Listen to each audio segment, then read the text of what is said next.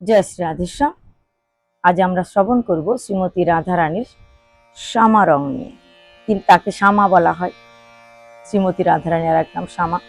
তো রাধারানীর শ্যাম বরণ হলো কিভাবে, কি করে রাধারানীর এই গৌরকান্তি বরণ শ্যাম বর্ণ হলো? শ্রী রাধা সবসময় কৃষ্ণ চিন্তায়, কৃষ্ণ ধ্যানেই নিমগ্ন থাকেন। কৃষ্ণ চিন্তা করতে করতে তার গৌর বরণ শ্যাম বরণে পরিণত হলো। তো একদিন ব্রজলীলায় এক সখী গান ধরেছেন, জয় শ্রী রাধা শ্যাম, জয় শ্রী শ্যামা শ্যাম, জয় শ্রী রাধা শ্যাম, জয় শ্রী শ্যামা শ্যাম। এভাবে নিকুঞ্জলীলায় গান করছেন। আরেক সখী হঠাৎ করে আবার কি গান গাইছেন? তিনি গাইছেন, রাধে রাধে গাও শ্যামা শ্যামা গাও, রাধে রাধে গাও শ্যামা শ্যামা গাও, রাধে রাধে গাও তোমরা শ্যামা শ্যামা গাও, রাধে রাধে গাও শ্যামা শ্যামা গাও। এইভাবে আরেক সখী গান ধরছেন। তো এই গানগুলো শুনে সমস্ত সখীরা ভাবছেন, আজ এই সখীদের মনে কি হলো?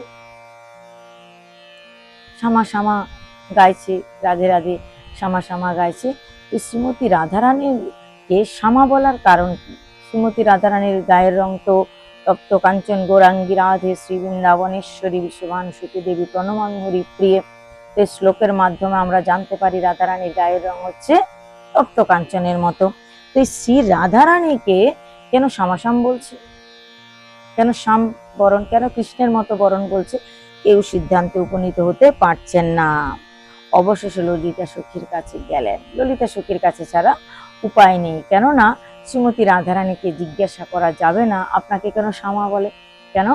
রাধারানী সব সময় কৃষ্ণ চিন্তায় নিমগ্ন থাকে, সব সময় তিনি কৃষ্ণ চিন্তায় বিভোর তন্ময় হয়ে থাকে। রাধারানীর কাছে কি করে জিজ্ঞাসা করা যাবে?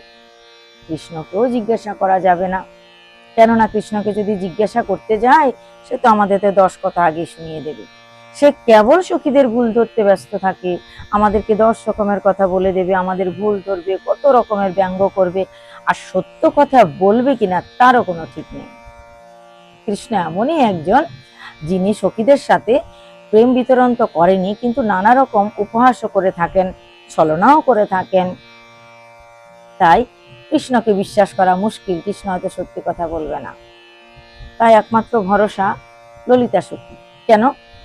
এখন ব্রজধামে সেই বলাই বুড়িও নেই, পূর্ণমাসী নেই, যাকে আমরা পূর্ণমাসী বলি। তিনি কৃষ্ণের সমস্ত লীলা সম্পর্কে অবগত আছেন, সমস্ত প্রশ্নের উত্তর ওই পূর্ণমাসীর কাছে আছে। কিন্তু এখানে পূর্ণমাসীও তো উপস্থিত নেই, তাহলে কাকে জিজ্ঞাসা করব?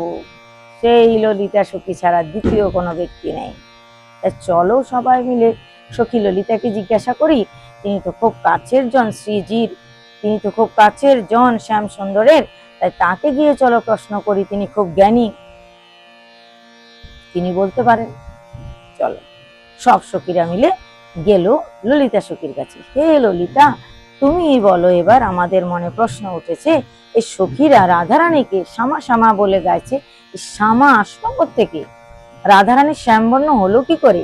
রাধারানী তো গাত্র রং বর্ণ তো উজ্জ্বল, খুব সুন্দর গায়ের রং, তো তপ্ত কাঞ্চনের মতো, তাকে কেন শ্যামবরণ বলা হয়? তিনি কখন শ্যামবরণ ধারণ করলেন? কি কারণ? ললিতা সখী একটু চিন্তা করলেন। একটু চিন্তা করে ললিতা সখী বলছেন, হে সখীগণ, আমি সিদ্ধান্তে উপনীত হয়েছি। কি সিদ্ধান্ত নিয়েছে শুনি? ললিতা সখী সিদ্ধান্ত নিয়েছে, শ্রীকৃষ্ণ চিন্তা করতে করতে কৃষ্ণময় হয়ে গেছেন শ্রী রাধে। কৃষ্ণ চিন্তা করতে করতে কৃষ্ণ বরণ তার হয়ে গেছে। কৃষ্ণ কৃষ্ণ কৃষ্ণ, কৃষ্ণের রূপ, কৃষ্ণের লীলা, কৃষ্ণের সমস্ত কিছু ধ্যান করতে করতে করতে করতে তার অঙ্গ কান্তিটা শ্রীকৃষ্ণেরই মতো হয়ে গেল। তাই কৃষ্ণের মতো স্বভাব হয়ে গেল। শ্রীমতী রাধারানীর স্বভাবটা ও কৃষ্ণ চিন্তা, কৃষ্ণ কথা, কৃষ্ণ আচরণ, এই ভাবনা থেকে তার আচরণ, তার রং, তার সব কিছু চলন বলন তার মতো হয়ে গেল। রাধারানীর সব কিছু কৃষ্ণের মতো হয়ে গেল। যেরকম গোবর পোকার কথা আপনারা শুনেছেন কি? গোবর পোকা বা কুমড়ো পোকা যাকে বলে, সেই পোকাদেরকে কাঁচপোকা নামে একটা পোকা আছে, সেই পোকা কি করে ওই ধরে এনে একটা জায়গায় বন্দি করে রাখে।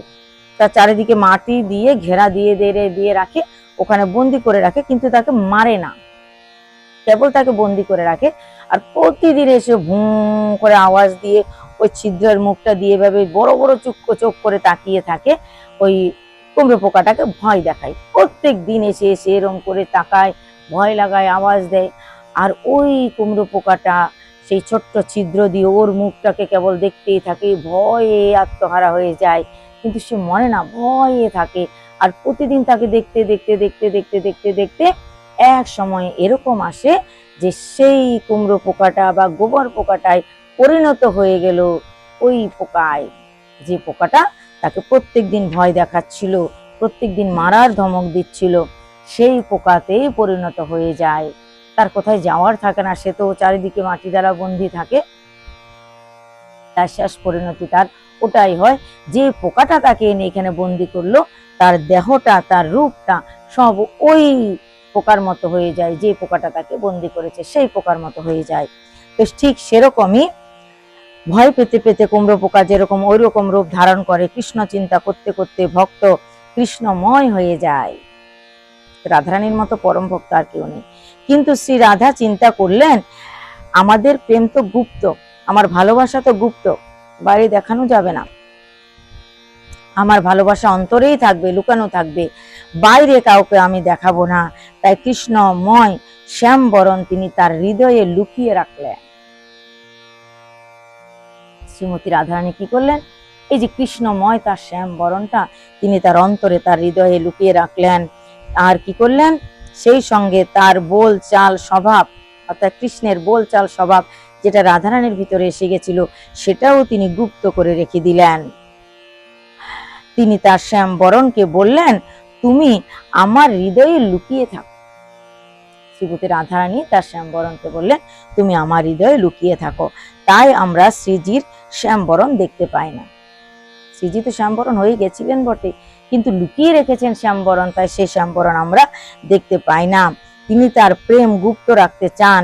কাউকে ভালোবাসলে সেটা প্রকাশ করার প্রয়োজন পড়ে না, সেটা প্রকাশ না করলেও প্রকাশিত হয়ে যায়। যদি আমরা কাউকে সত্যি সত্যি ভালোবাসি, সেটা প্রকাশ করতে হয় না, প্রকাশিত হয়ে যায়। তাই শ্রীমতী রাধারানী তার সেই শ্যাম বরণ যতই লুকিয়ে রেখেছেন, কৃষ্ণের চিন্তা ভাবনা চলন বলন যতই হৃদয়ে লুকিয়ে রেখেছেন, প্রকাশিত তো হয়ে যাবে। আজকে আমরা এই আলোচনা শ্রবণ করলাম শ্রী রাধা চরিত মাধুরী এই গ্রন্থ থেকে আমি আপনাদের শ্রবণ করালাম এই কাহিনীটি। আশা করি আপনাদের ভালো লাগবে। পরবর্তী সময়ে আরো নতুন নতুন কিছু জানাবো, যাতে আপনাদের ভালো লাগে। তবে আপনাদের বারবার করে বলছি, অনুরোধ করছি, আপনারা লিখে জানান যে কেমন লাগছে আমাদের এই পাঠ। ভালোভাবে দেখুন আর অন্যকে দেখার সুযোগ করিয়ে দিন। জয় নিতাই, জয় শ্রী রাধেশ্যাম।